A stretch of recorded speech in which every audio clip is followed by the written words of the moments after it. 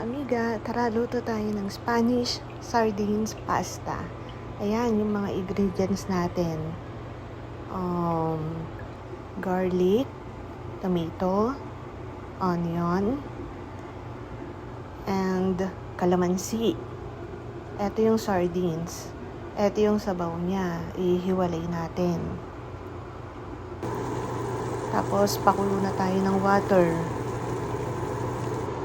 Ayan, ilagay na natin yung pasta. Pero bago ilagay yung pasta, lagyan ng salt and mantika, yung water. Ayan, kumukulo na siya. Ayan, antayin natin siyang maging al dente. Taray, al dente. Ayan, sige, halo lang. Para hindi siya magdikit-dikit. Tapos, mag-isa na tayo. Yung oil na gagamitin natin, ayan yung oil ng Spanish sardines kanina na hiniwalay natin.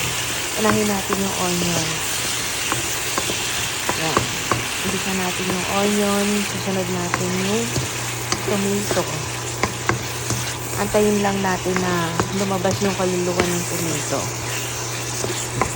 Tapos, isunod natin yung garlic. Huli natin sa pag-isa yung garlic kasi para hindi siya masunog. Ayan. All together na sila. Antayin lang natin lumabas lahat ng aroma nila. Tapos, lagyan na natin yung sardines. Ayan.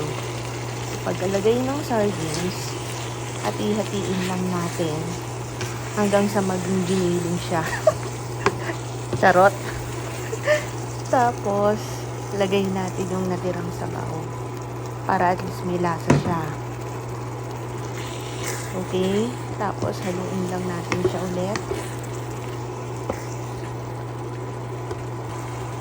Ayan. Tapos, lagyan ng asin. Tapos, ng pepper. Ayan lang yung mga pantimpla natin. Para talagang malasang malasa. Natural na lasa yung lalabas. Okay, halo lang natin. Tapos, lagay na natin yung calamansi. Kailangan ng calamansi para pangtanggal lang sa din siya. And, ayan. Tapos, ilagay na natin yung parsley. Tapos, dagdagan natin siya ng konting sabaw. Yung galing sa pasta noodles na pinakuluan natin kanina. Ayan. Tapos, hahaluin na natin siya. Ayan. Tapos, lalagay na natin yung noodles. Imimix na natin siya dun sa sauce na ginawa natin. Okay? Ayan.